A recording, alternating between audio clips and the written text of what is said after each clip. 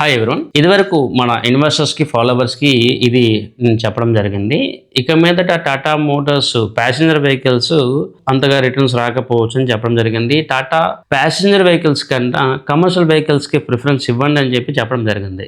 Because అక్కడ sales వాల్యూమ్లో మనకి కంట్రాడిక్షన్ లేదంటే ప్రాబ్లమ్స్ అయితే కనిపించాయి. ఇవన్నీ పక్కన పెడితే రీసెంట్గా వచ్చిన ఇండియా EU డీలు ఈ ప్యాసింజర్ వెహికల్స్ యొక్క సేల్స్ మీద మరొక పిడుగులాంటి వార్తగా అనుకోవచ్చు. ఎందుకంటే చాలా వరకు మారుతి ఫ్యాన్ బేస్ మారుతినే ప్రిఫర్ చేస్తారు. కానీ టాటా మహీంద్రా లాంటి మిడ్ సెగ్మెంటు లేదంటే హై కాస్ట్ ఉన్న ప్రైసెస్ సెగ్మెంట్లకు వెళ్ళే వాళ్ళు స్కోడా, రెలాంటో ఇతర ప్రోడక్ట్లో కూడా ప్రిఫరెన్స్ ఇస్తారు. అయితే స్కోడా, BMW, ఆడి ఇలాంటి కంపెనీస్లో ఉన్న ప్రైస్ కొద్దిగా హైగా ఉంటుంది కాబట్టి మన వాళ్ళు మళ్ళీ టాటా మహీంద్రా లాంటి కంపెనీస్కే ప్రిఫరెన్స్ ఇస్తూ ఉంటారు. కానీ రీసెంట్గా ఈ డీల్ జరగడం వల్ల టాటా అండ్ మహీంద్రా యొక్క సేల్స్ పడిపోవడానికి ఛాన్సెస్ అయితే ఉన్నాయి.